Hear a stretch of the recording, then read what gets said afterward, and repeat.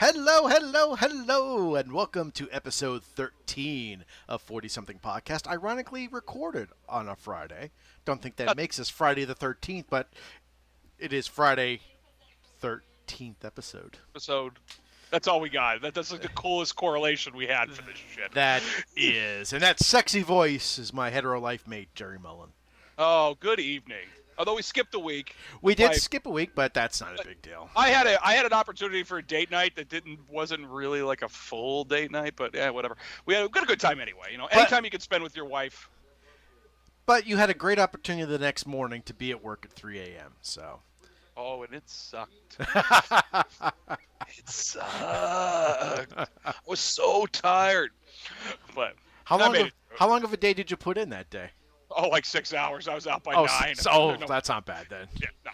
When I used to do inventory when I worked at Lowe's, we had to be there at 5 a.m., and it was considered a short day if we left by 6 p.m.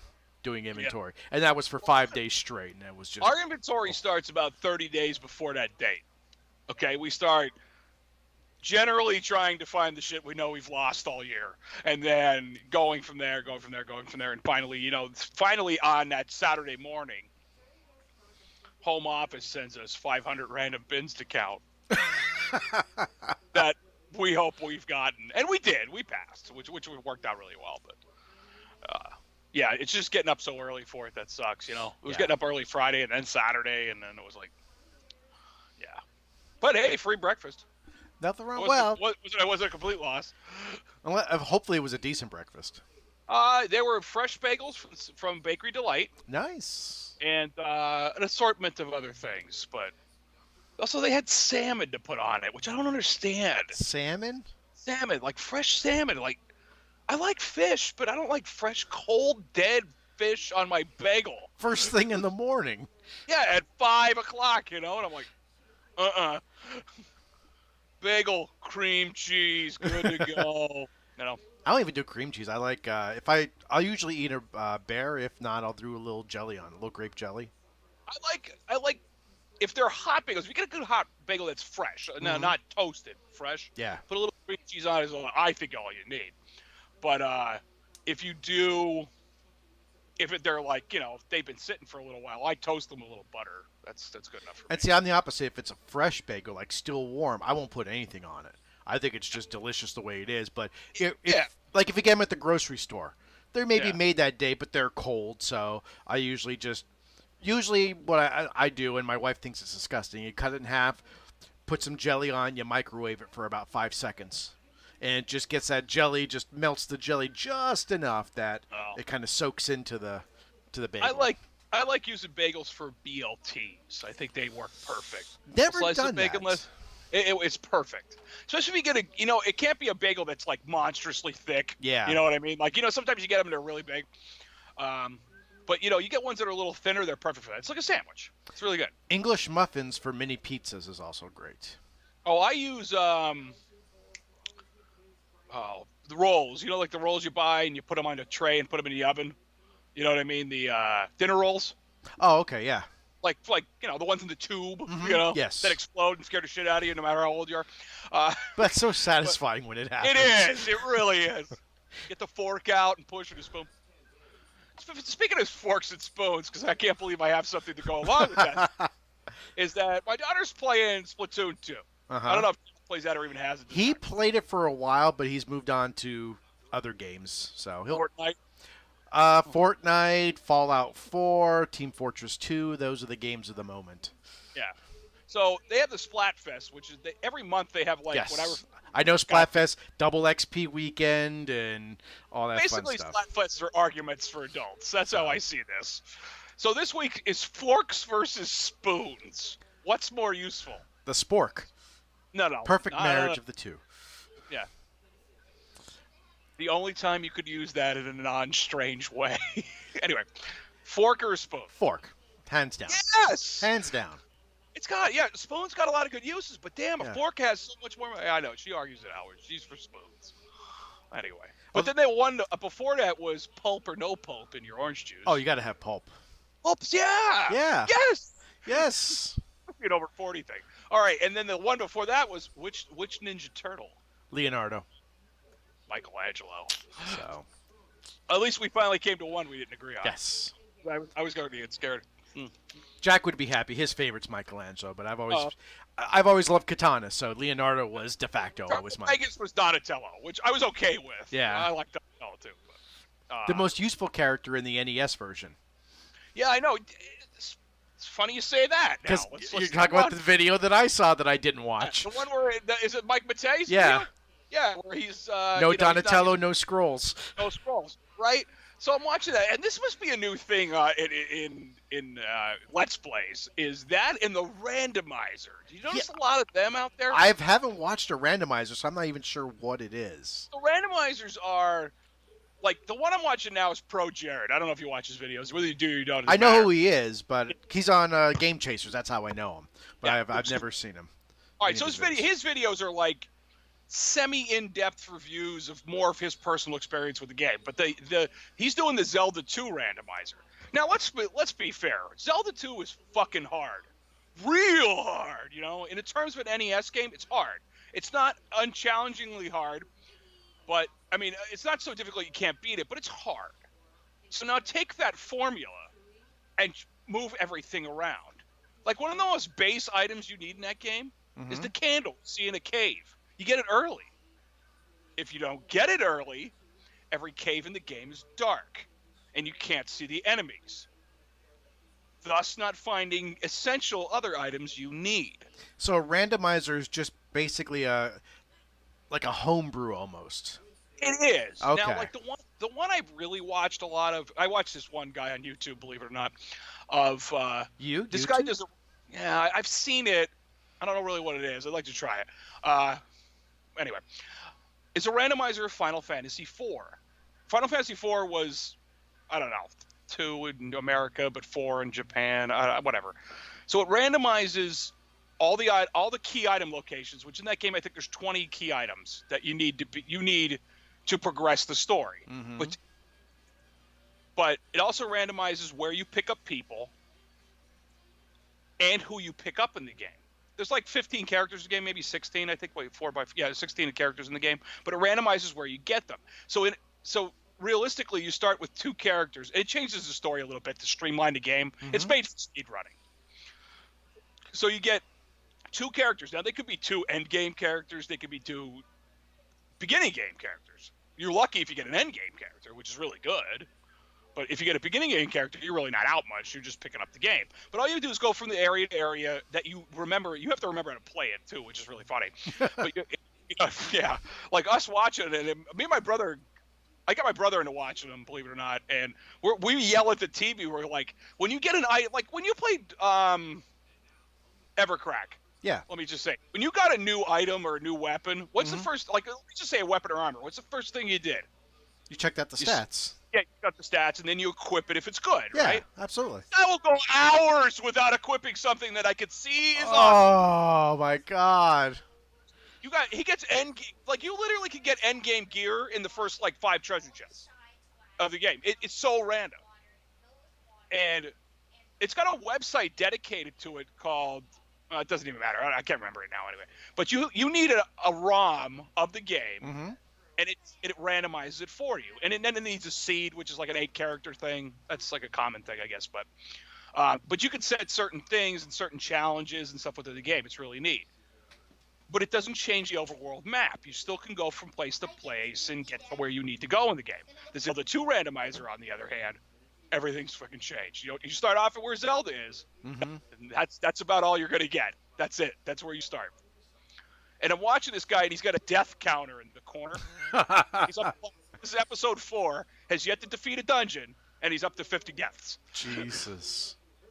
But that's like the new thing in Let's Plays is randomizers, and the other which thing, I don't care about. I think they're neat, but the other thing I saw, which Mike Matei has been doing a lot of, especially Mega Man, he's been doing no-hit games. I don't get that either. I mean, I like a challenge. The Game Clubs did Mario 3 no-hit challenge, which Mario 3, whether you love it or you hate it, it has hard moments. Yes. It's not impossible. That last airship is difficult. It's stress-inducing. Yeah. Because there are sections in that last airship, which I know, I mean, people who play it like that, they memorize it just like speedrunners. But I mean, there's sections, if you've never, hopefully you've played Mario 3, not you, but everybody listening, that on that last airship especially, there are sections that you literally go out of the screen. And you have to know what's where, and it's just, that boggles my mind. Yeah, there's a lot of, like, I don't know. It's just like the trend. Like, speed running was a run for a while ago especially for us, But now it's like randomizers are the thing now. And like that Final Fantasy IV one, to go back to it, there's a whole community of people speed running that. Like, they set up the seed and all the things, and then there's like 50 people that give it a try to get the fastest run at it. That's which I think crazy. is pretty neat. I mean, that's cool, but that's just... I don't have that kind of life force. I made one of the ROMs, and I want to try it. I just need 4 hours to give it a shot. And let's be honest, the guys that are doing this aren't in our situation where they have a full-time job and a wife and a family. This is their job to play games. So that's how they make their money, so they can afford to... People are making $500,000 a year playing Fortnite. I know. What's wrong with this? Well, that's not going to happen too long because Fortnite numbers are going down because the kids go back to school this week. It's the most wonderful time of the year. Yeah. Kids go back to school on Monday. Great. Oh, yes. I'm off that day too, which is really great. So put them on the bus, wave goodbye with a glass of beer in my hand. 7 o'clock in the morning. It's going to be great. It's going to be so great. Nah, you know what? As much as I want them to go back to school, it's really nice to have your kids home in the summer. It is nice, but I'm ready for them to go back. Yes. So, yeah. We've exhausted every possible way to keep them occupied in the house because we've had a monsoon this summer where there was a meme online. It only rained twice this year in Pennsylvania, once for 45 days and the second time for 30 days, which is actually pretty accurate.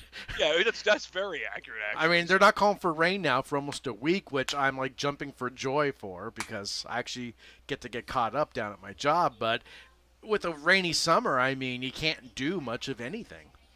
No. And trying to keep the kids, I think they've watched all of Netflix twice. Yeah. So you have reached the end of Netflix. Yes. Thanks. I stopped getting the screen, are you still watching? And it actually comes up, go outside. So. It's actually just a finger on your screen pointing to the front door. Yeah. Get out. So, yeah, it's time for them to go back. I mean, my youngest is excited. My youngest is excited. She starts preschool, and my oldest, who's going into 3rd grade, he's like, whatever. Yeah. Meh. Although my youngest, she's excited to ride the bus, to eat the school lunches, and my oldest has yet to eat a school lunch, so I'm making him this year pick at least one lunch a week to eat. Because I told him I'm not making you sandwiches when you're in high school. Yeah. So. Well, that was, I would tell you, like some relatives of mine, they never ate a school lunch ever. Really? Ever. I had my lunch. My mom packed my lunch for me kindergarten because they didn't offer lunch for kindergarten. You had to bring your lunch. Okay. And I think part of 1st grade, and that was it. From then on, I ate school lunches every day. I ate school lunch every day. Every day. So. It was easier. Like, it would be weird if I took my lunch. Yeah. Yeah. That'd be some, strange situation, But they're not free anymore this year, if you didn't know that. No, they're free. No, they're not. So. I felt somebody told me that at work. No, because we went to preschool orientation, and they said it's the same lunch program as Hanover, and it's still free. Is that for just kindergarten? No, it's through a state grant. Yeah, but I was told the grant ran out. I haven't heard that. Okay, well maybe that's good. Because I printed out the new menus, and the only price on there is for an adult lunch.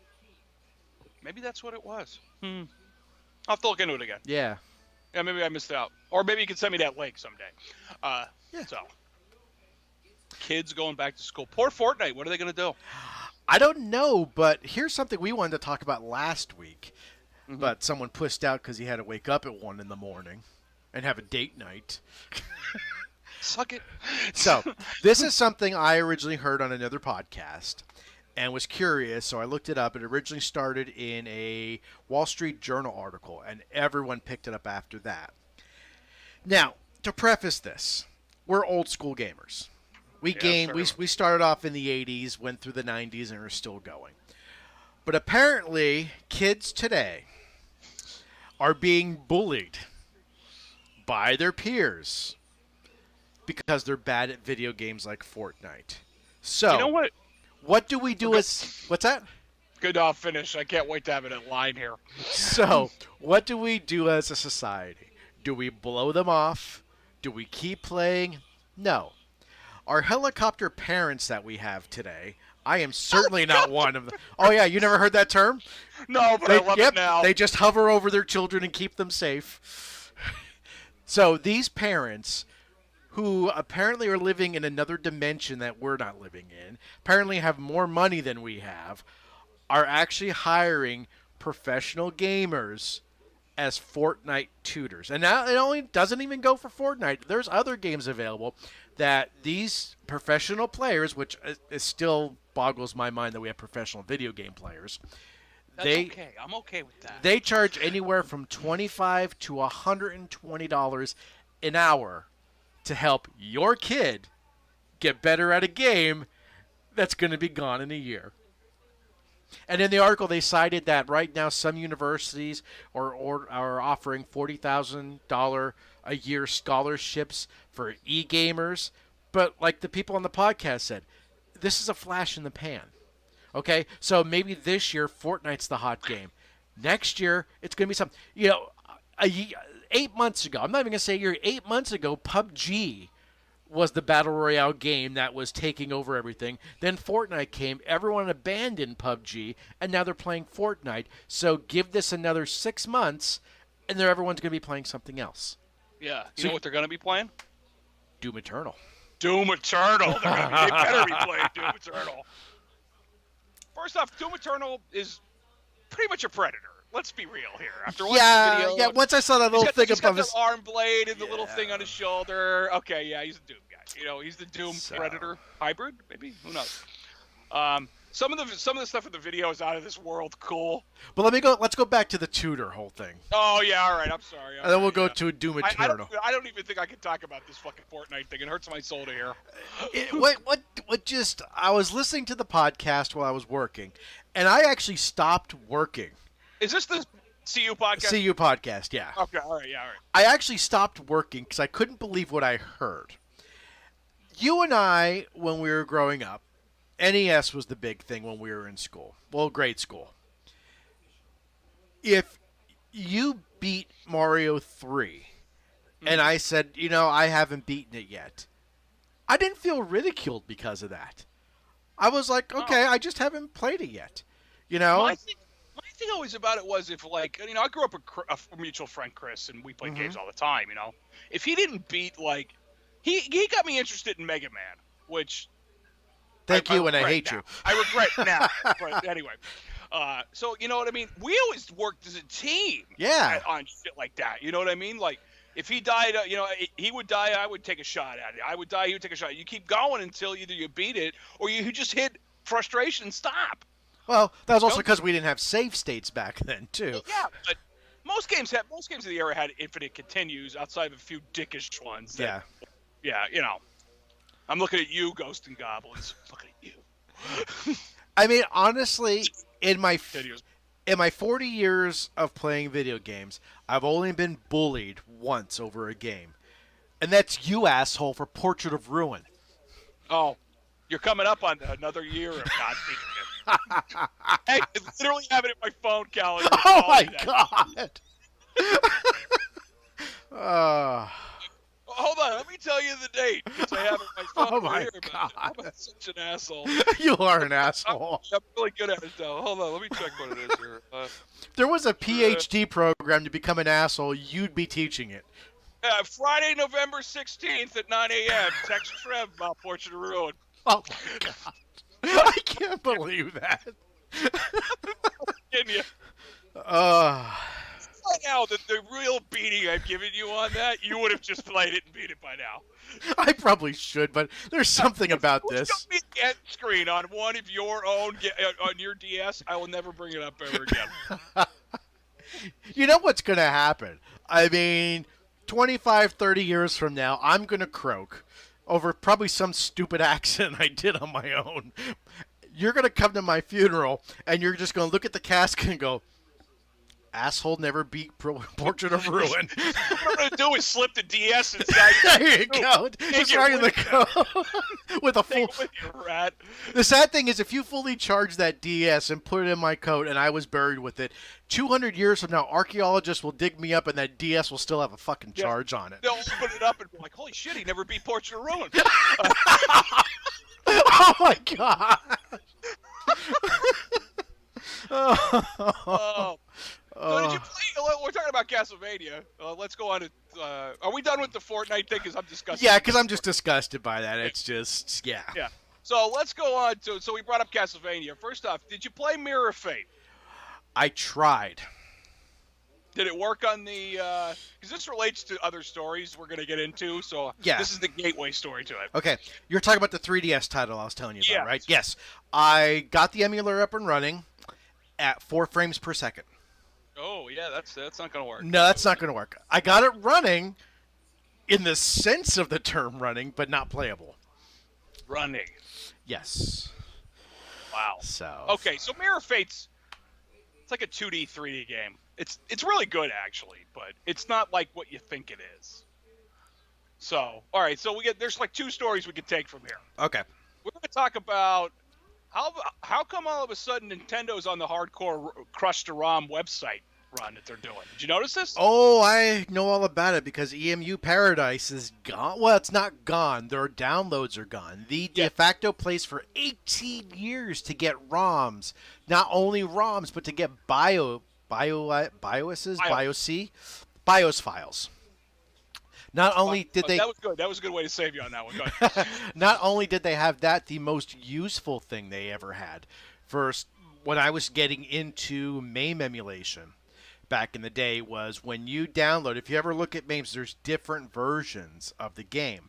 And it'll tell you what the parent ROM is.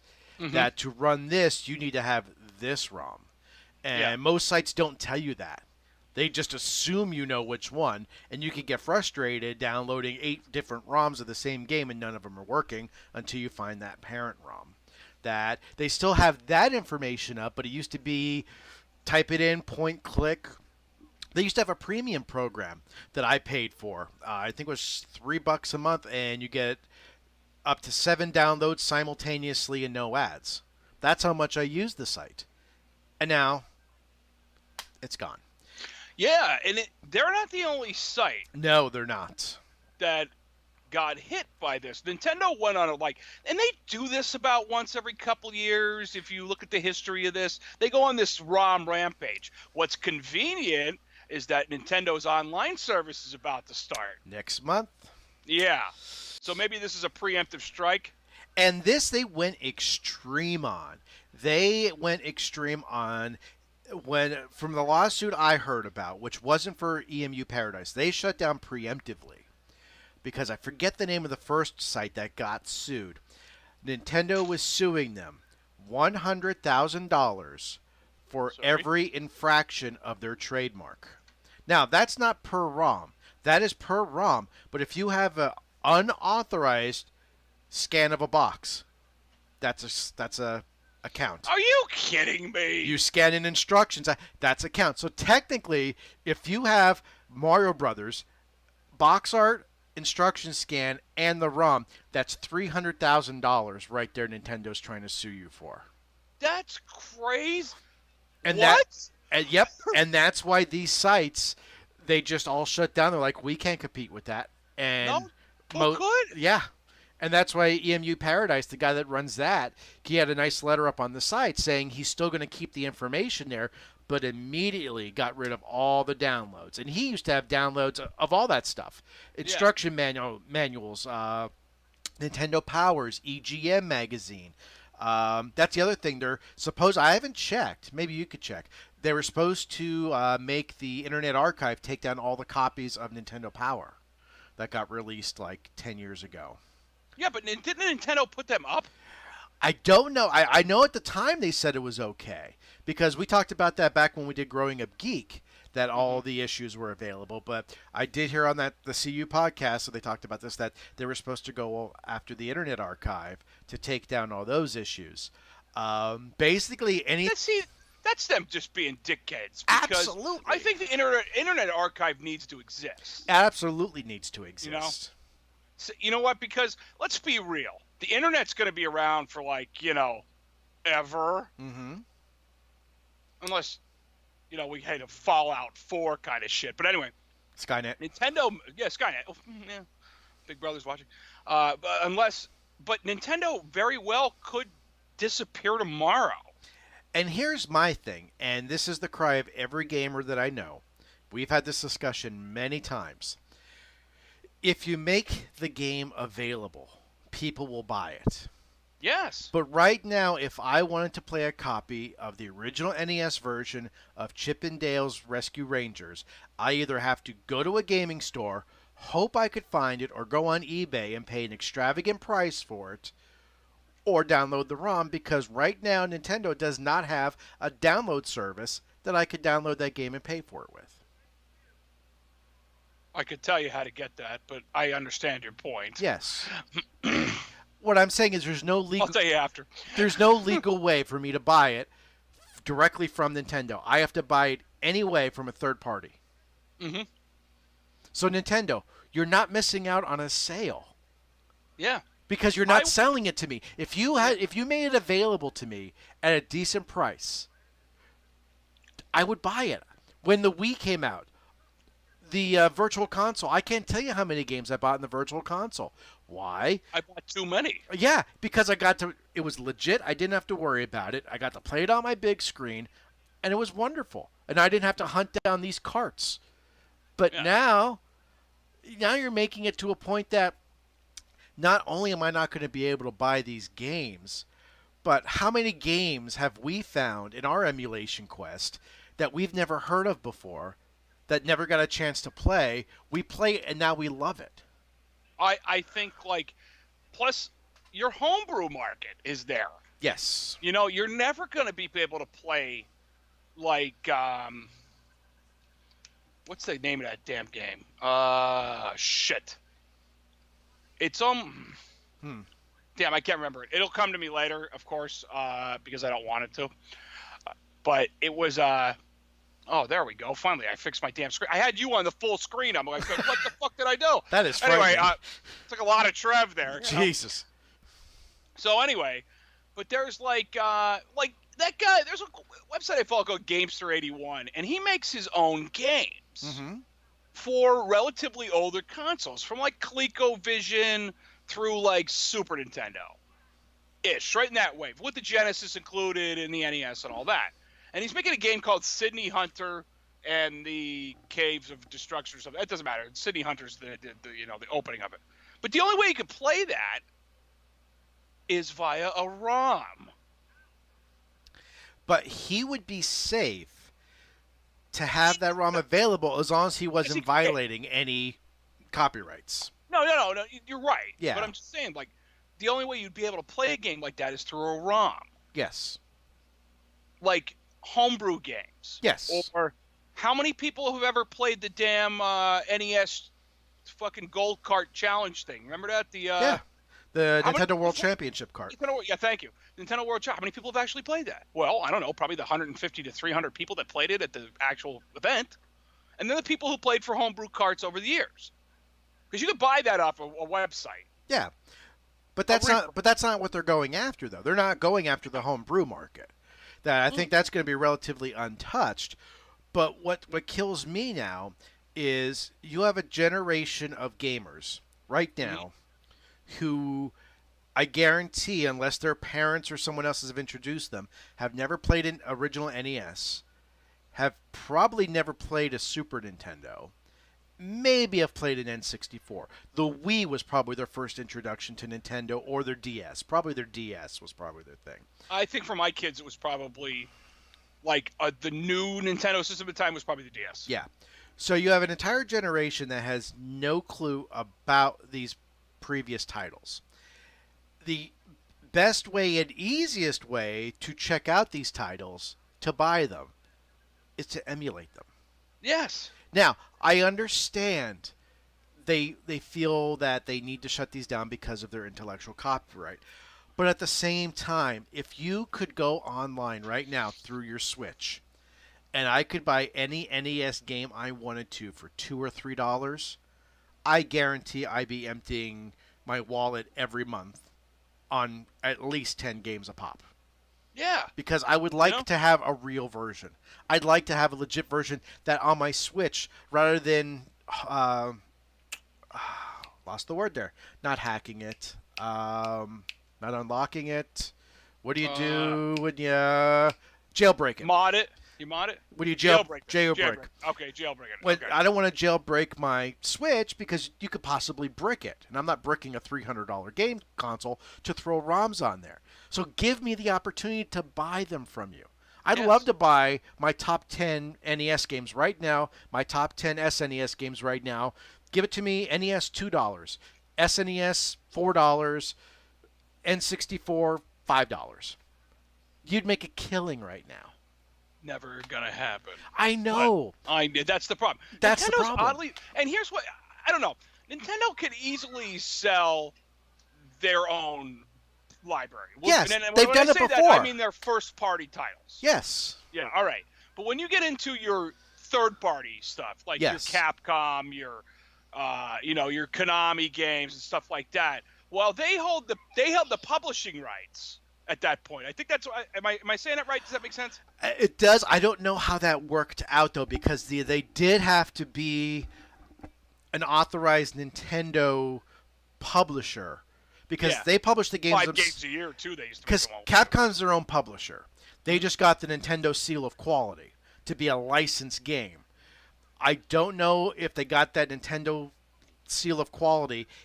Do they own the distribution rights to that game, or do they have to go through Nintendo now? I don't know how that works. Nintendo had an iron fist over that stuff. Oh, absolutely. Like, you had to buy cartridges from Nintendo. Mm-hmm. You had to buy this from Nintendo. You had to buy that from Nintendo. Nintendo was pretty fucking shady in their day. So, even though that's probably how they got how they are now. But you remember, like, if they had that, like, stranglehold on the industry for a while, where you sell Nintendo products, okay? But look at this. You're going to sell Sega products too? Oh, then we're not going to give you any more new Nintendo products. They actually got sued for that and lost. It's like the cola wars of the 80s between Coke and Pepsi. Yeah. They actually got sued for that and lost and had to ease up on that, which they deserved. Yeah, absolutely. They totally deserve that. Nintendo, I don't know. Like I said, once about every 10. But here, we'll go into another ROM thing that, back in the 90s, I want to make sure I tell this story right because I've only actually heard it as a story. Nintendo had the Satellaview. You remember that thing? You probably don't. It was Japanese only, but I've read a lot of cool articles about it, and there was actually quite a few good videos on it on YouTube. The Satellaview was their first foray into online gaming. It was like an attachment for your Super Nintendo, and it had this cartridge that went in it, and then it was by a satellite company in Japan that had an online service. Now, it wasn't like true online. You just had to catch the satellite at the right time to get your game, and it downloaded to your cartridge and blah, blah, blah. So it's kind of like the Sega Net then. Yeah, basically that's what it was. Okay. You want to go that, okay? Well, Nintendo only did release a lot of stuff on that. Don't get me wrong, because I've seen a lot of it. But some of that stuff was exclusive to that. Mm-hmm. Like, there was I can't say everybody because you never have, but almost everybody's played A Link to the Past. I know. Portrait of Ruin. Anyway, all right, I'm done. Play it. Just send me a picture of you playing it. I might let you go on that. Anyway, but they made they made 4 other games using that same engine. They used Hijack. They made an updated version of the original Legend of Zelda using the same engine, which is cool. But it had necessary changes. But they also made like it was a game on a timer. It was called the Ancient Stone Tablets, which it was almost like the same premise of Link to the Past, but yeah, you only could play it for like 55 or 60 minutes a day because that's the only time it was available on the satellite thing. Okay. This is the only place this shit is available. Now, some guys on the internet, and you know how the internet is. Once it's out there forever. Oh yeah. Yeah.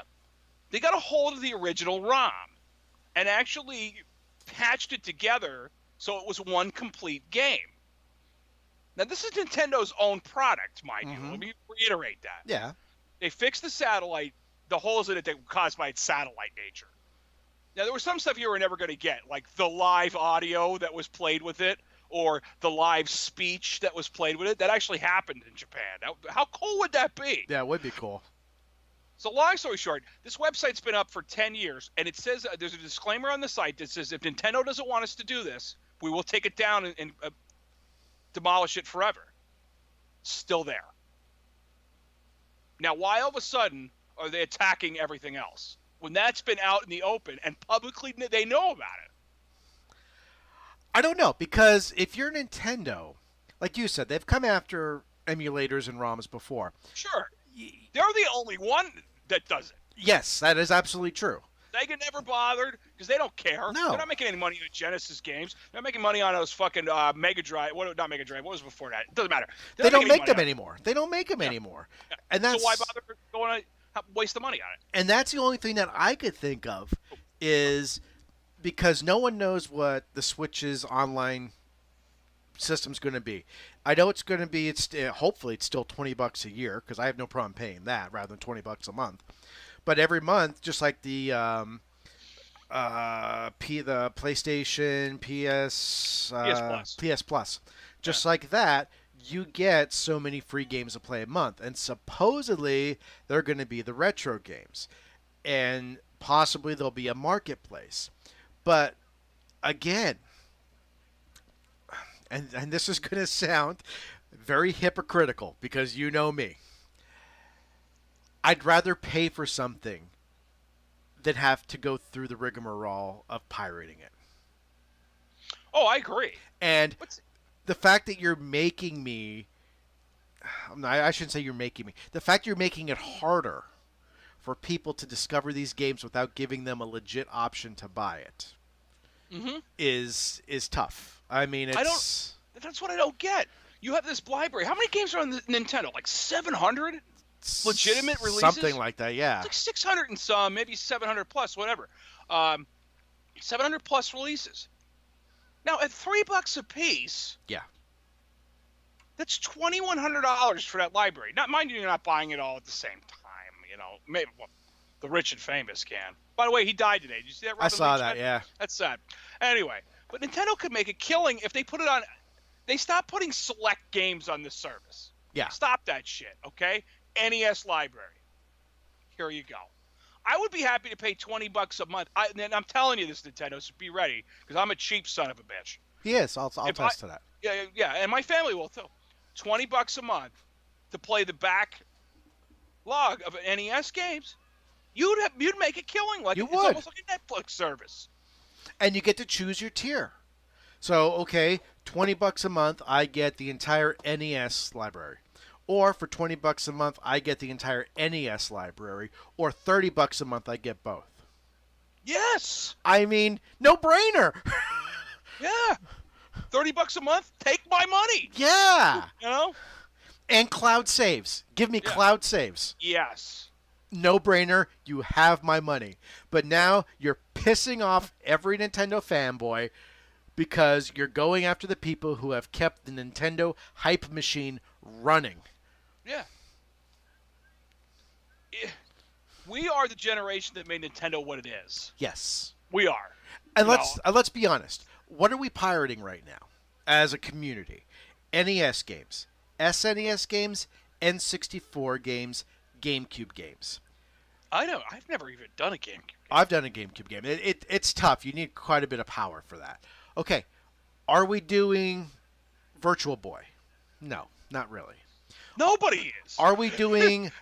We're doing DS games. 3DS, obviously, because I told you the emulators need a lot of work.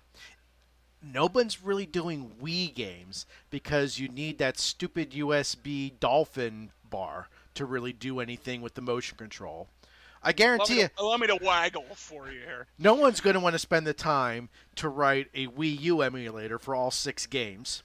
Yeah. I mean, that's just For not the going 8 to happen. people that own it, you included. And yeah, in fact, Jack was just playing Mario Maker tonight. But you're dealing with a very small subset of your library that people want to play. Give it to them. Yeah. Give it to Yes. them. That's all you got to do. It's not that hard. Just give it to them. Yeah. Because I'm sorry, if I go down to the aptly named video game store, that name is just funny and not funny at the same time. Wins for originality. Yeah. When I tell my wife I'm going down the video game store, which one? The video game store. I always say the one on the square. But if I go down there, they have an entire case. One side is $5, the other side is $4. All NES games. I'll go down there tomorrow and I'll buy 10 of those $4 games for $40. And Nintendo, you just made as much money off of that as if I went online and downloaded those 10 games. Yeah. You made nothing. Yeah, Nintendo. And you know what? They're notoriously bad about aftermarket. They hate that. Yeah. The But they secondary can't stop market, it. Because yes, they can't. No. But you know what? Nintendo was critical in Japan about stopping rentals. Really? They went to war in Japan, but they were part of the whole deal. Like, media in Japan can't be rented, like movies, video games. I did not know that. Yeah, you can't be rented. Because when they came to America, they went to war with Blockbuster Video. Oh. God bless Blockbuster Video, by the way. I loved Blockbuster Video. Oh my God. Okay, anyway, that might be if that could be the name of the show. How exactly do you spell that out? That needs a GIF. I do that every time my mother will mention Toys R Us now. You gonna take him to Toys R Us? No, Mom. Anyway. Pour little gin on the grave. Yeah. When Blockbuster, Nintendo went to war against Blockbuster, so they couldn't get them on.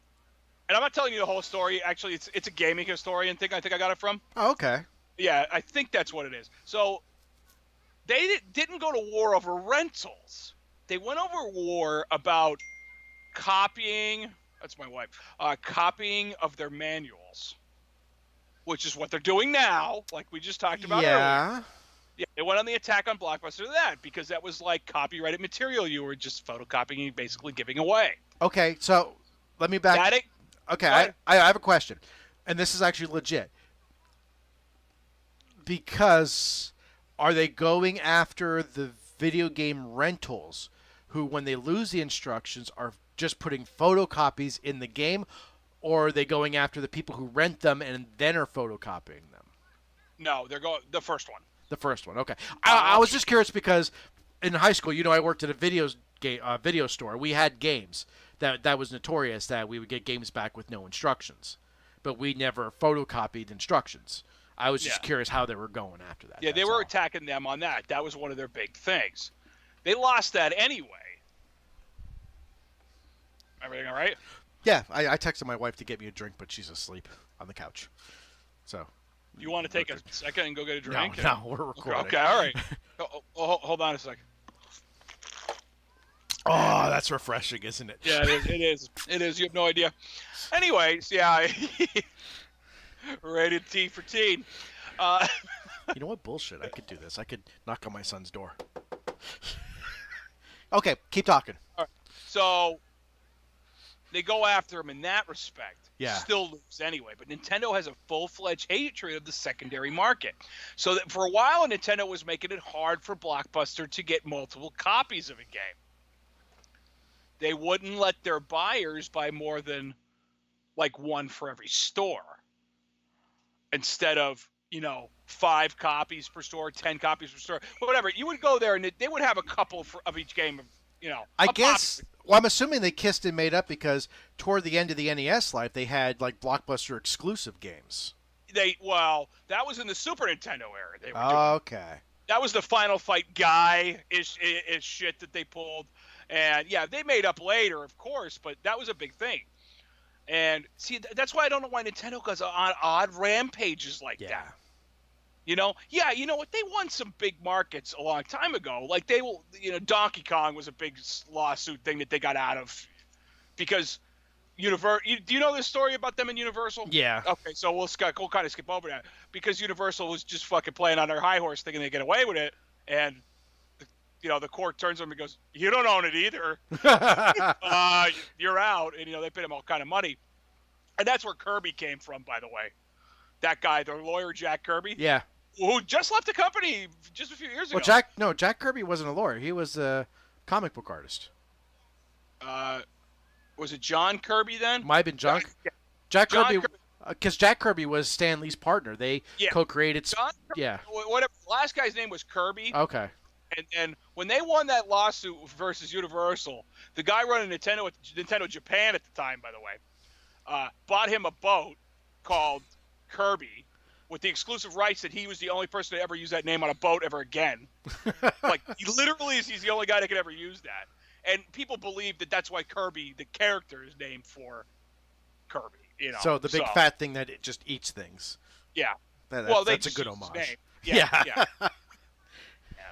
So Nintendo, take Will Wheaton's advice. Don't be a dick. Yeah, don't be a dick. It costs 0% to be a dick. Exactly. $0. I'm sorry, $0 to be a dick. So it'll take 0% to not be a dick. Yeah, you're right. So the other end of the story went from we had Nintendo and the ROMs. What was the other way the story was going? Shit. Oh, we're Doom Eternal. We were going to come back to. We're going to go back to that, yeah. But I think we were arguing Nintendo and its ROMs, and then Nintendo and. We're talking about their online service. Yeah, I think we got through all that. Okay, yeah, all right. Maybe we hit it.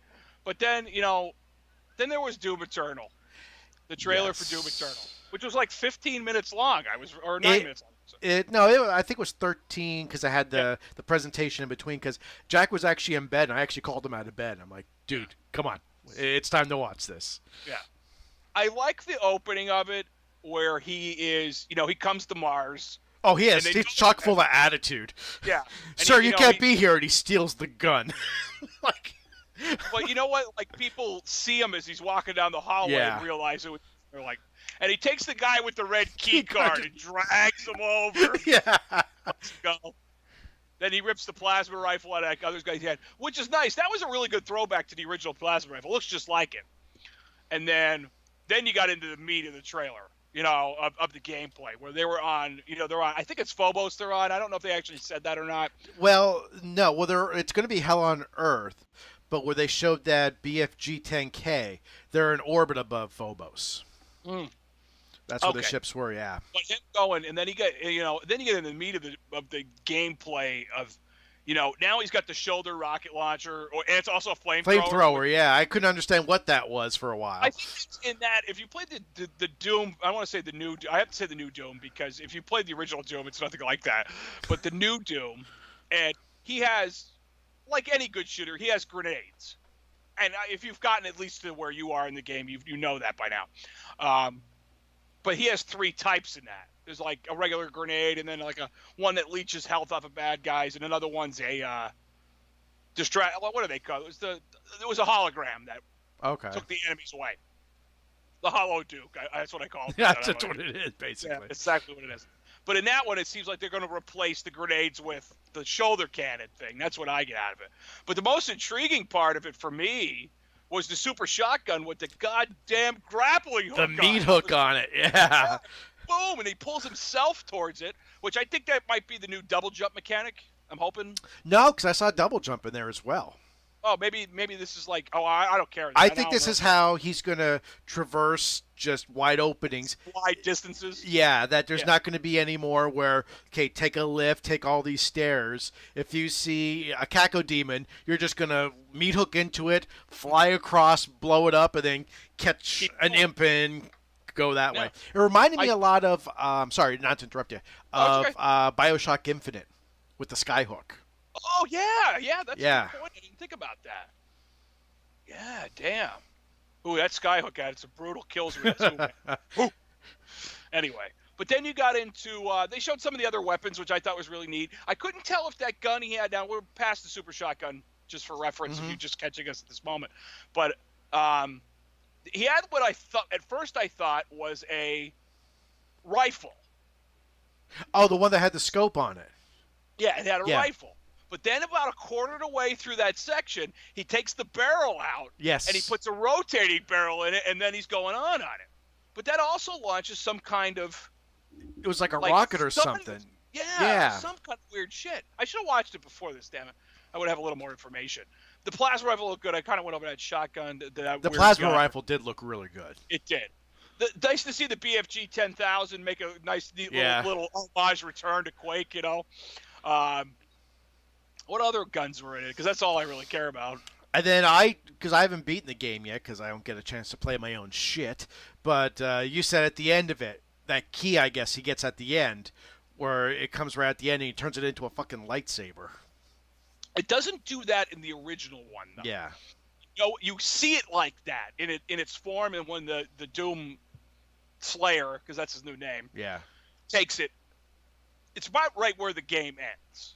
You get the key for it, and that's where it transitions to the end of the game. Of course, the Doom fucking soldier gets fucked like you figured he would. The one thing I'm curious about is they didn't show it in gameplay, but they showed it in the concept art, in the models, was there's this creature that has aspects of the Doom Slayer, some of the armor, and they're like, looks like a Doom Slayer, huh? Yeah, there's a story behind that. So are we going to get Nega Doom Slayer? I don't know.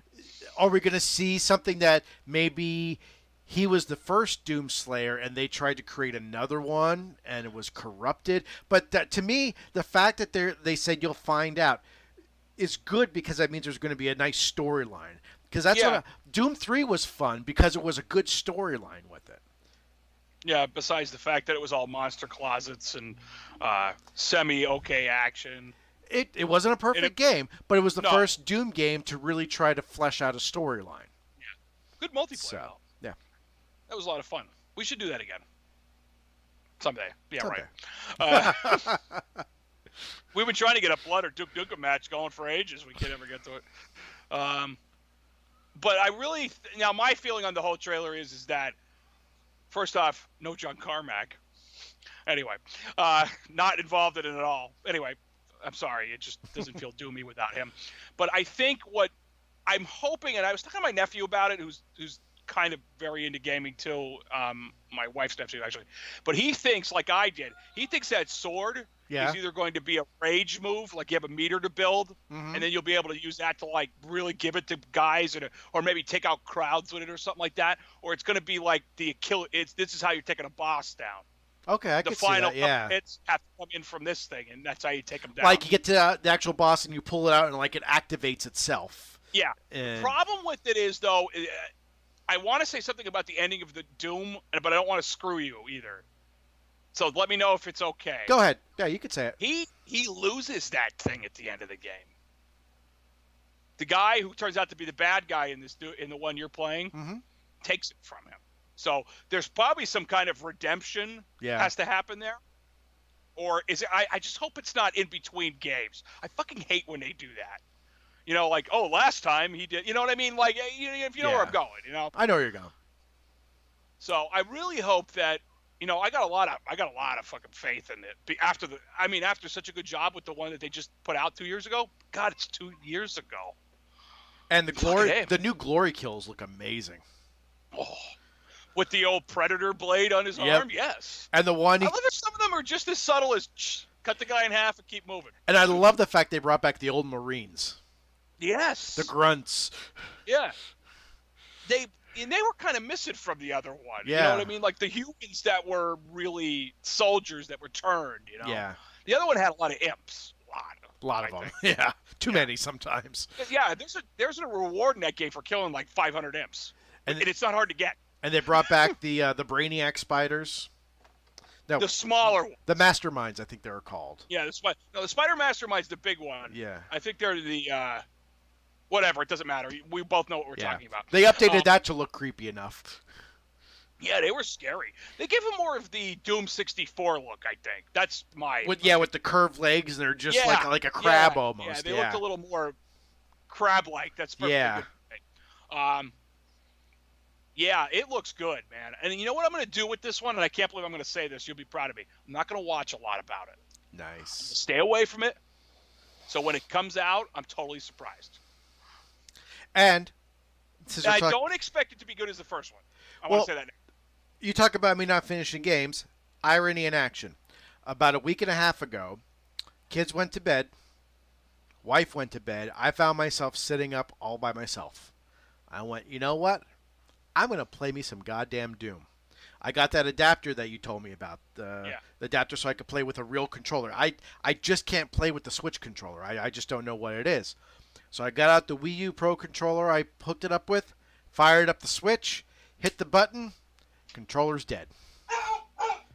That's what I said. That's what I said, Drake.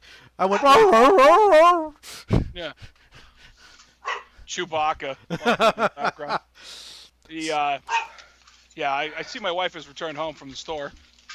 Thank you, Megan. Oh, and she's...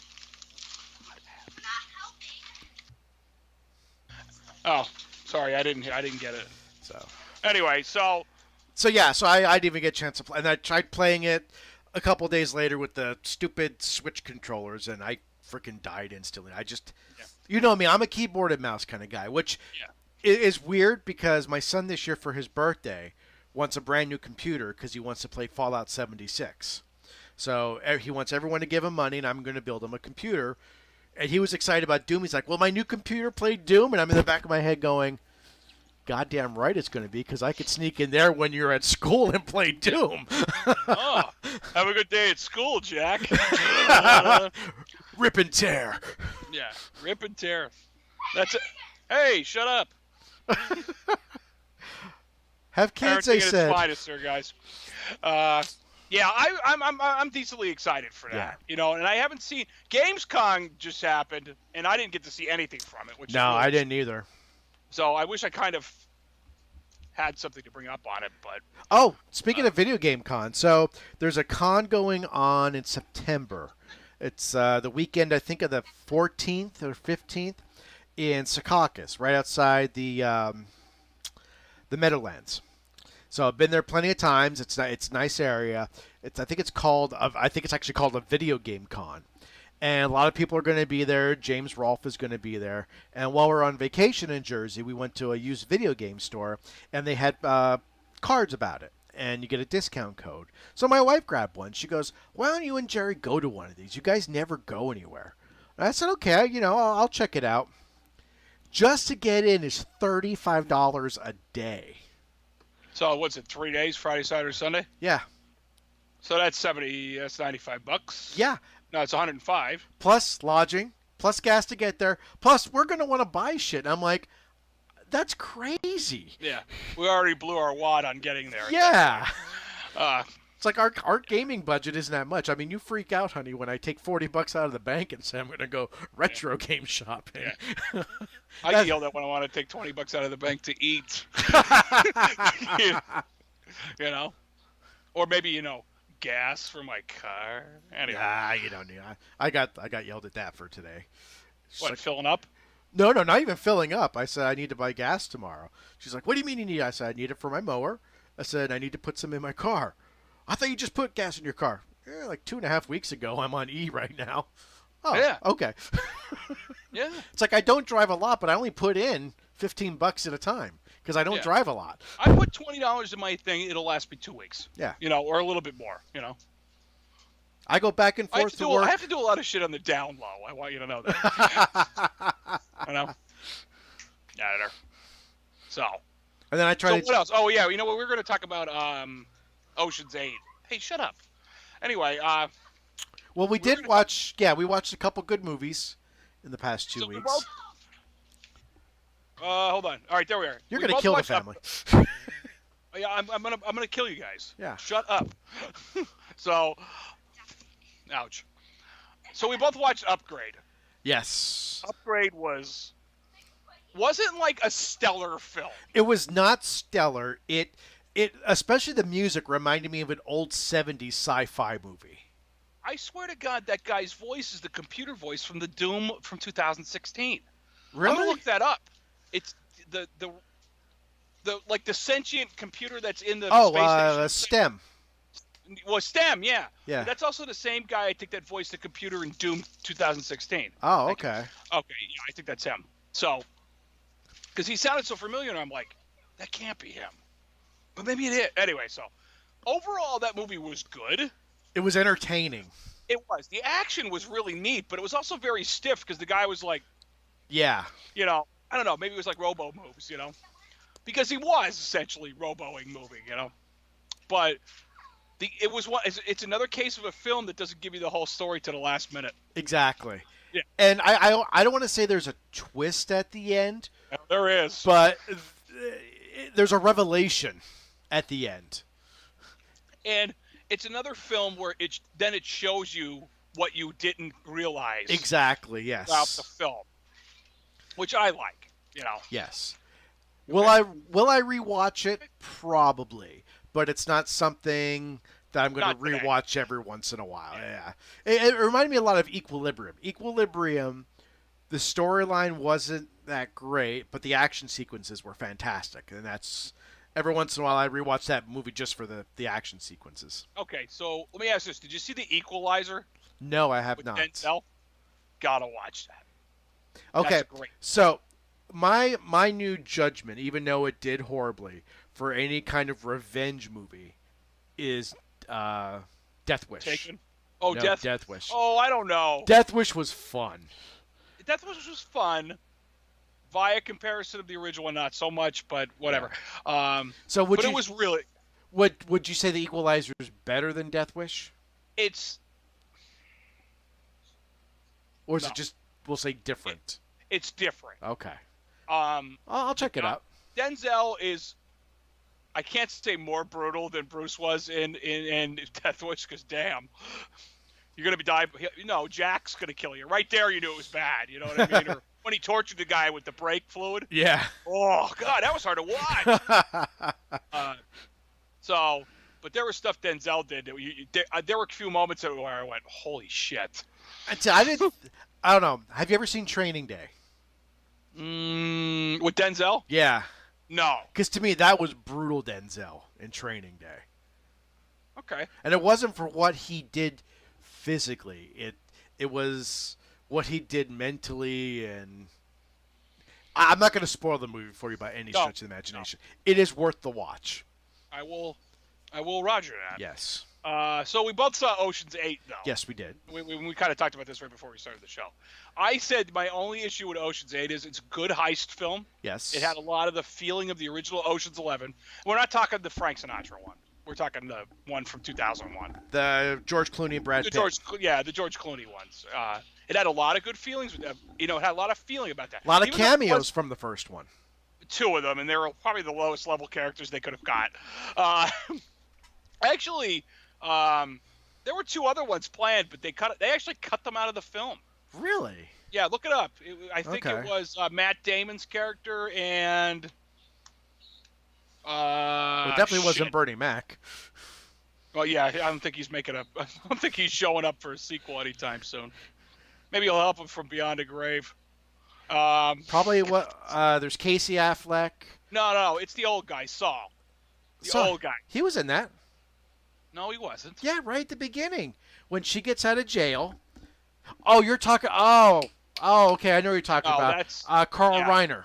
That's Carl Reiner. Yes. Carl Reiner was supposed to have a cameo in it too, yes. and they filmed it but cut it from the final film. Why would you cut Carl Reiner? Yeah, seriously. What's wrong with you? Anyway, so overall, a good heist movie. My problem with it is that they killed Danny Ocean in the film. Well, off camera. Okay, I'm going to preface this. Because we talked about this in another podcast. Alert. Well, we talked about this on the other. You said that's why your brother wouldn't watch it. At the end, when she's making that martini, I honestly don't believe that he's dead. Because I was expecting him to walk around the corner. I was kind of Kelly said the same thing to me too. She said, Yeah. you know what she said in the film that makes you think he's not dead? You better be in there. You better be in there, yeah. Yeah. So I don't think he's dead. I don't think he's dead, but the series is.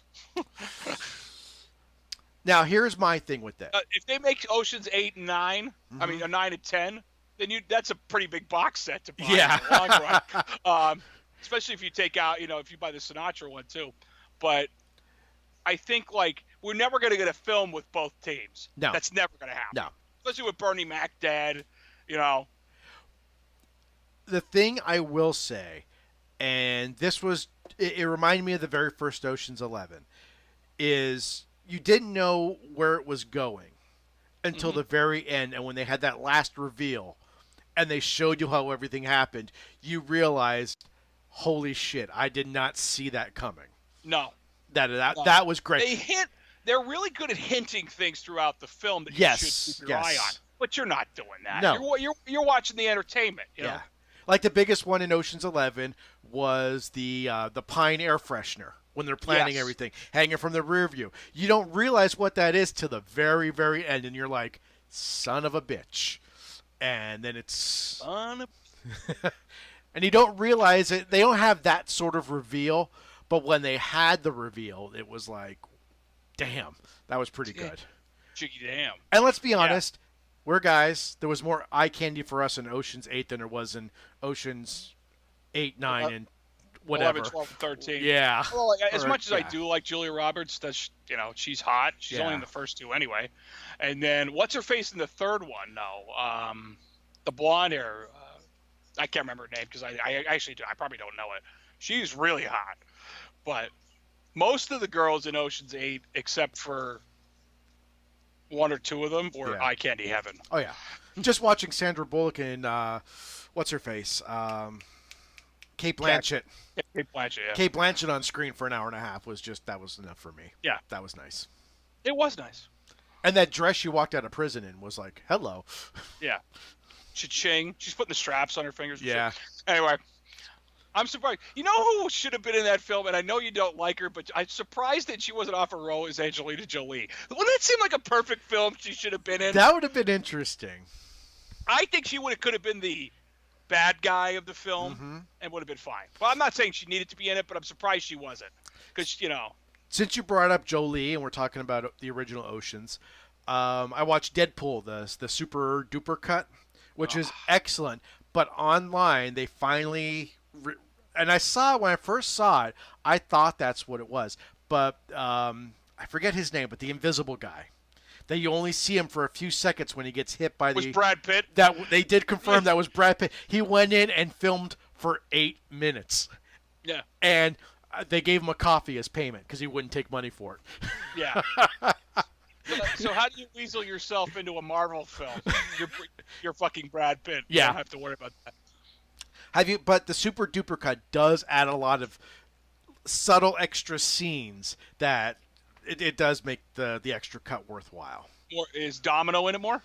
I think she's in it for a couple extra seconds. There are scenes in there that may have been in the theatrical one. I've only saw that one once, and I don't remember these scenes in there. So I'm not going to go ahead and say this was in there. This because it's not that fresh in my head. But I there were certain scenes. There were certain extensions. There was a lot more Juggernaut in it.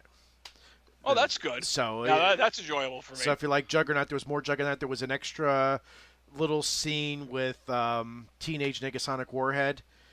Or Negasonic Teenage Warhead. Negasonic Teenage Warhead. Yeah. Thought I got that wrong. Yeah. There's a couple extra little scenes with her and stuff like that. That it's all fun. So. It is. That movie is just fun. Yes. And we said it before. It's really not as good as the first one, in my opinion. I think it's not. Well, there's the shock value isn't there. It's not the first time you're seeing a foul-mouthed Marvel superhero. Yeah. Like Wolverine or Logan, however you want to call him, he cursed. Yeah, but not only in select points, when it was worth it. But Deadpool, that's all he does. Yeah. You know what I mean? It's F-bombs and blood everywhere and blowing head offs. Like him killing those Yakuza guys in the beginning, that's sick. You know? Or he cuts off all their hands and they all land in the same place and shit. Like, holy crap, you know? But you know what really upsetting about Deadpool 2, I will say? No What's Stan Lee cameo. No. And if you could think about it hard all you want, he wasn't in it. No, he's in the super duper cut. Oh, really? Yeah. Oh, all right. We gotta cut the show off early tonight. I gotta watch that. No, I'm just kidding. And what other things did I watch this week? Because I've had like some time to myself this week because of practices. I watched Upgrade. I watched The Equalizer. I watched Infinity War again. I have not watched that a second time yet. All right. Here's my problem. And I said this to Kelly after watching it again the other day. Infinity War is really great. Boy, does it have a lot of fucking slow parts now that I look back on it. I found it not only slow, I found it very underwhelming because I didn't see it the first couple weeks. And everyone's like, oh my God, they killed off everybody. And I'm like, I watched it, I'm like, these guys are coming back. You realize that, right? Yeah. They didn't Black kill Panther off has anybody. Another film already scheduled. So, I mean, so it's Doctor like, Strange and the Guardians of the Galaxy. Yeah, they're already filming. They didn't kill these people off. To me, that's just such a don't play on my stupidity because I'm not stupid. I understand. Well, that's fine. That's part of the Infinity Gauntlet story. Yeah. Whatever. You know, if they really get into deep, they're going to have that battle on the moon. But we'll get. That'll be later.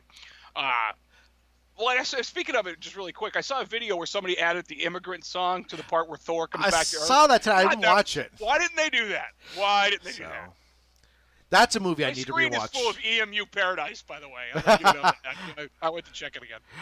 I have to rewatch Ragnarok. That was probably the most enjoyable Marvel film I've seen this year. I still say the most enjoyable Marvel film, period. Enjoyable. Yeah. Is Guardians of the Galaxy. That is just a fun film. I'm just talking what I saw this year. Oh, okay. In 2018. Watch Doctor Strange yet?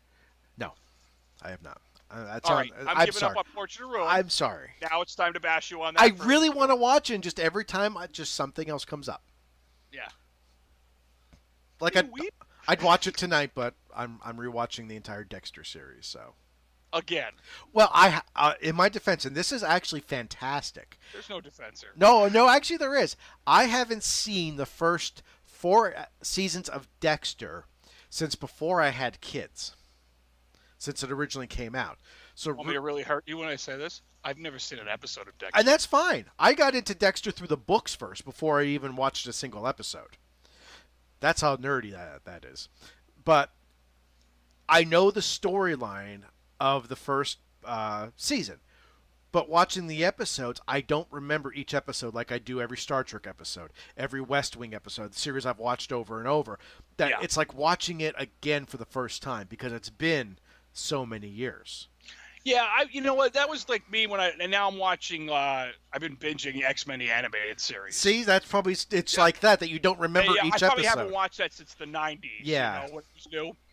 But I started to watch it, and I'm like, man, this show is just like it was revolutionary. It was. At the time, but it's also like very G.I. Joey if you think about it. Like nobody really dies. Nobody really gets shot. It's very, very kid safe. You know. But there was a lot of episodes I didn't remember, and I was like, man, I don't know if I ever saw that, Plus, every episode almost has Gambit in it, almost every episode, so it's awesome. It's all good. Yeah. Anyway, so what? Oh, leave it alone. Go away. No, go away. Well, then you order one next time. I think after that, that's probably the most interesting things I've been watching. I've been watching a lot of YouTube videos, but nothing even remotely geek related.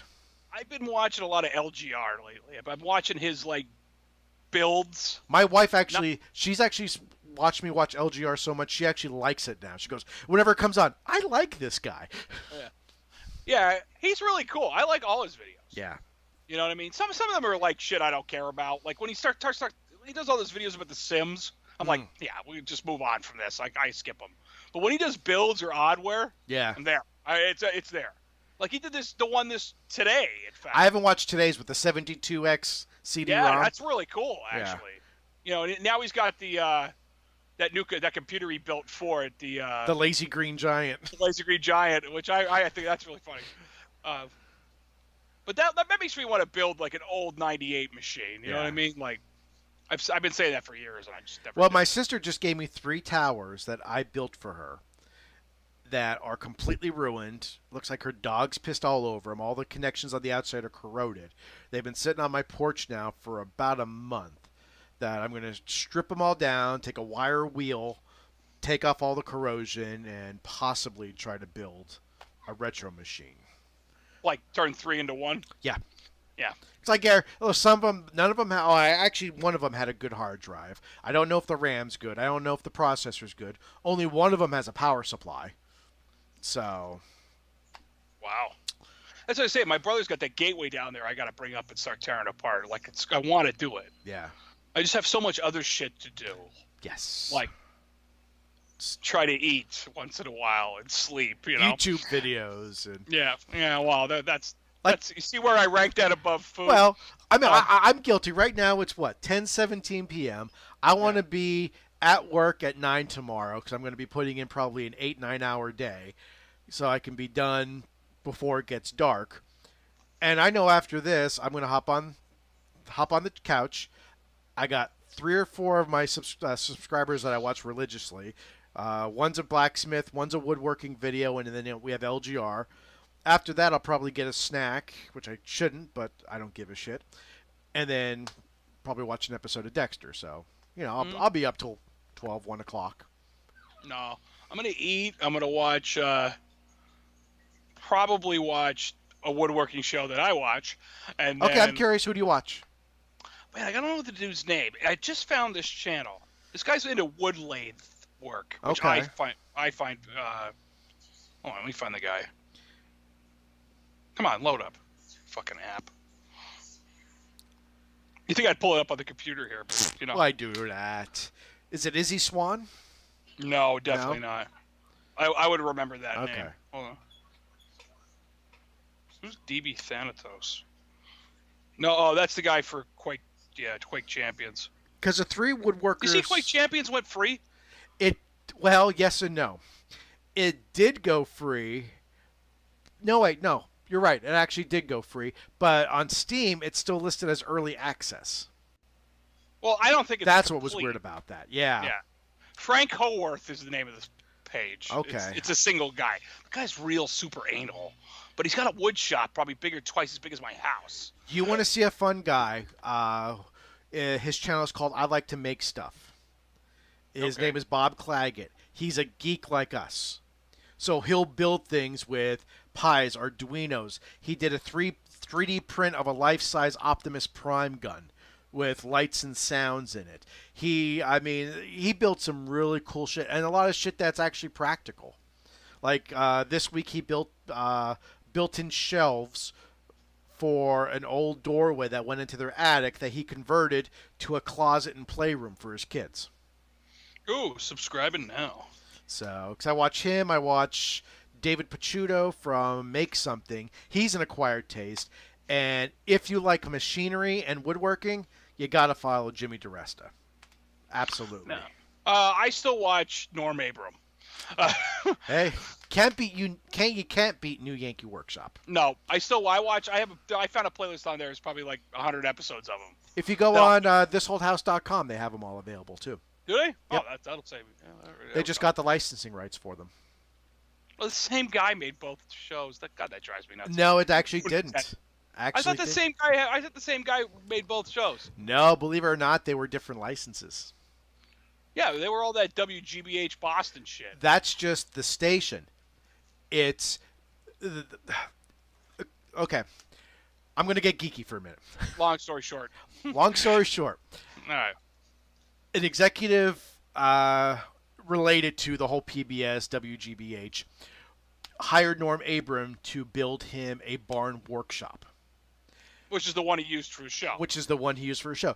During the building of that, he got the idea of, rather than this old house where it's a team of contractors, why don't we have you build a new project every week? And Norm wasn't interested. They really couldn't get anywhere like studio space to do it. So the guy said, "You just built me this beautiful barn. We'll film it here." So that guy actually produced it, which is the different producers who did This Old House. Yeah. That barn's on the back of that guy's house. Yes. Yeah. Yes. So a lot of people. I always thought it was Norm's barn growing up. No. When I watch it, but once I heard that story, I'm like, wow. Yeah, that's a little crazy. So the guy had every new tool ever. And if you ever, well, yeah, I'm sure you've watched it, hopefully at least once. But at the beginning, he has his prototype, so everything he had to make twice. Yeah, which he did is that just, with a lot of stuff. Yeah. The only thing he didn't make twice, I think, like just serving from memory, is any big outdoor projects. Like he made a greenhouse, a shed, a building. Like he wouldn't do twice. Yeah, like he made a pergola, which I didn't know what that was until I think he made a playhouse once. Yeah, and yeah. He made all that stuff. And then he made a model. Remember when he did that? You remember when he did that? He made a model of the workshop. I don't remember that. That would have been cool. Yeah. But, yeah, they were the only time where he didn't make two of them. But he also used to make them for other people and sell them. I never heard of the shaker style until Norm Abram on New Yankee Workshop. He's real. Yeah. But his last couple seasons were actually really good because he was giving his own, like, tricks of the trade out. Mm-hmm. Like, jigs and all that. And he goes, this is how I made this. And he would give you like a full lesson on the table saw or the router or whatever. You know, there was like 2 or 3 episodes dedicated to that, which was probably my favorite season of the show. You know, I always wanted to buy a wood lathe and just do that. That would be like, I always loved to do that. It was my favorite thing to do in wood shop in high school. And I mean, I know that's like 25 years ago now or whatever, but remember, there's no more important safety equipment than these. Safety glasses. That's right. God. Wow. You know what we need? We need to get together one night, order some pizza and wings, get a shit ton of alcohol, and just watch like alternating episodes of Jack Horkheimer's Stargazer and New Yankee Workshop. Yeah, there you go. Now you're talking. Yeah, that's like the least rockin' yet most rockin' night we probably have. Shit. That's how us 40-somethings rocked on the Saturday night. That's how we rock it on. Yeah, that's right. Jesus. Oh man, we are getting old. We are. Well, I think that's it. I think we ran the gambit.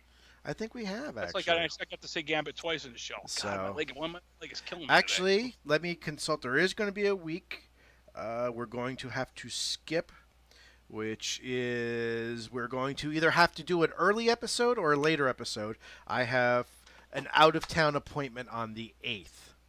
And so that's the 8th of September? 8th of September. So maybe... actually, you know what? No, we could do it on the 7th. I forgot. No, we do it Friday night. Yeah. Originally I had to be out of town almost 2 hours away at 8 a.m., but they changed it to 1:30.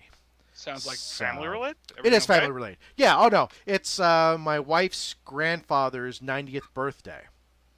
My brother's cousin's former roommate. Exactly. Yeah, right. So he wants to go skeet shooting. So they want to get everyone together, and they want to know if I wanted to go and shoot skeet. So we are, but they couldn't get a time. There was a group.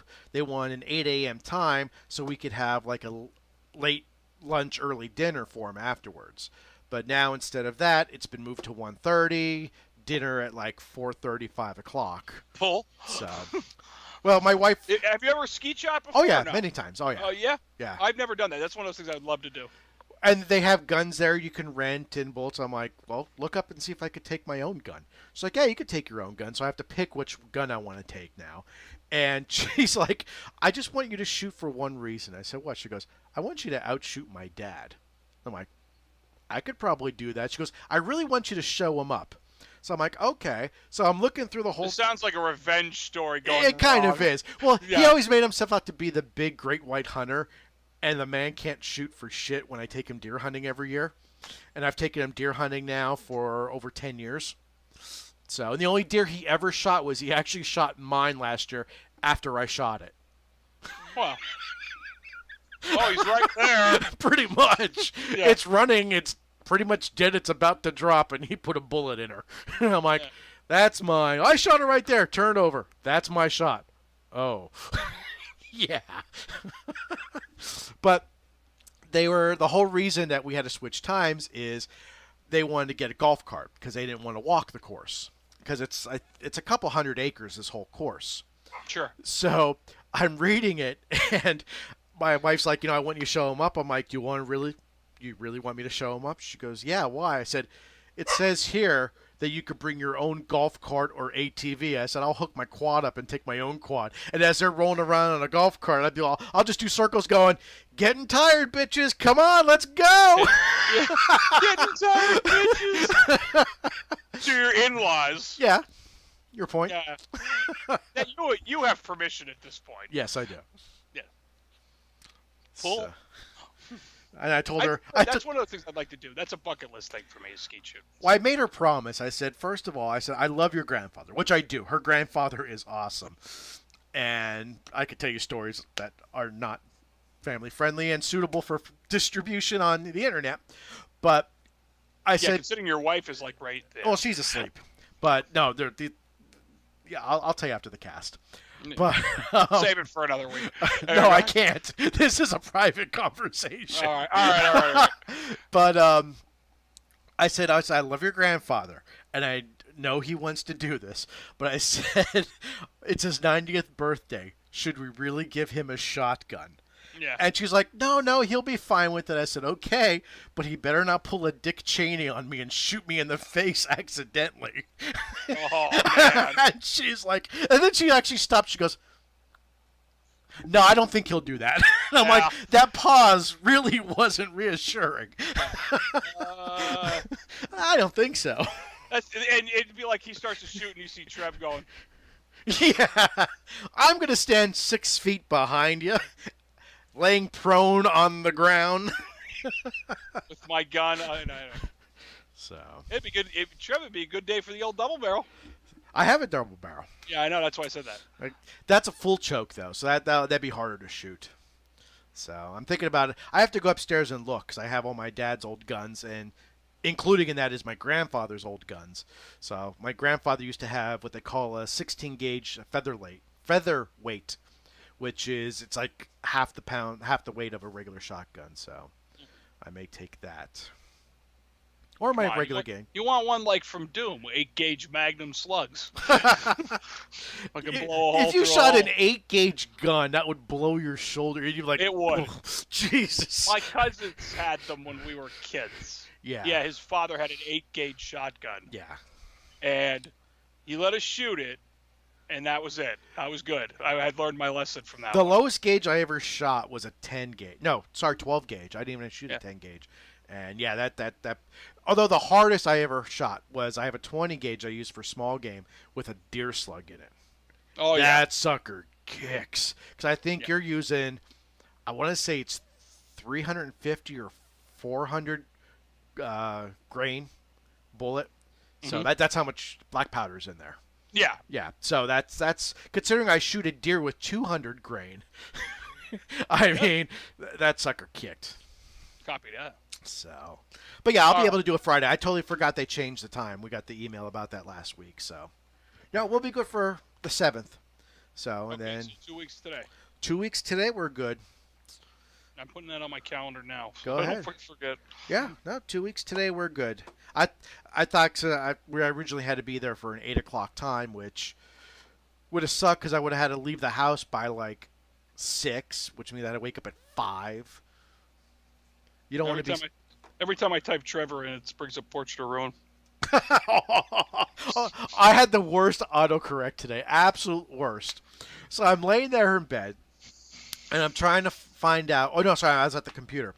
And I'm trying to figure out what time my wife is getting home. So, and this one almost got me in trouble, and anybody who's married or is dating can relate.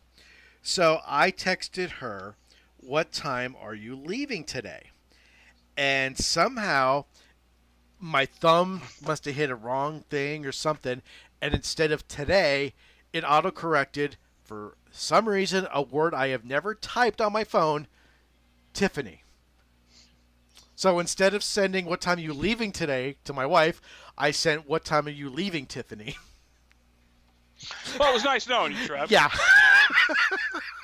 It's been good to see you. She took it in stride, but I'm like, I have no clue why it auto-corrected to that. You should have immediately sent breakfast at Tiffany's to her. That might have saved you a little bit.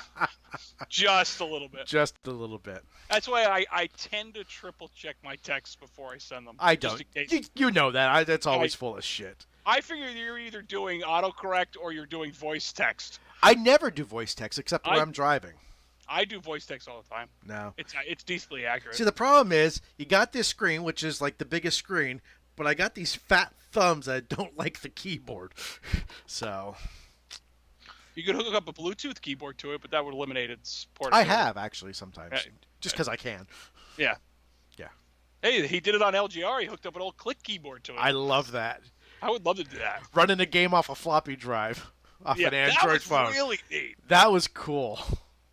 I love how it showed like 0.01 gigabytes of space on the disc. It was like, it showed it because that's the only thing it sees is gigabytes, you know? And do you remember when he opened up, there was brand new inbox, that green screen monitor?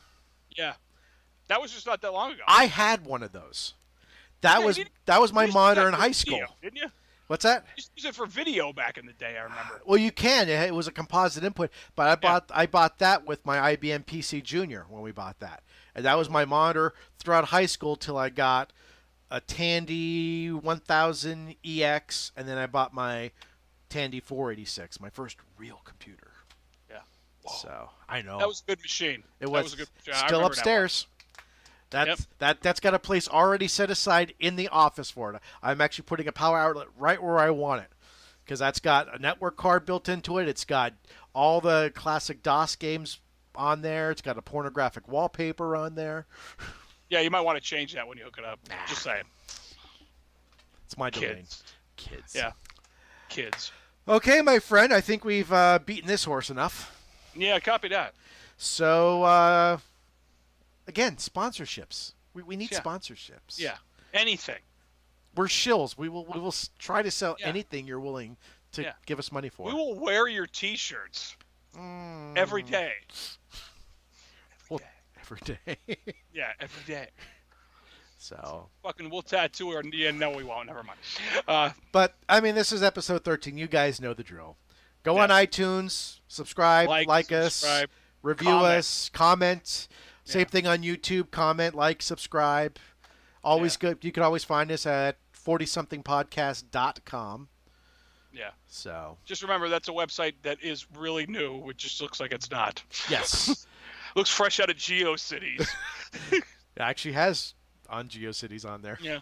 I love it. Oh, God. I love it. I've been on it in a few weeks. That site was probably one of the most fun sites I've built in years, just because I when we did the 40-something podcast, I'm like, I got to go Retros 90 on this.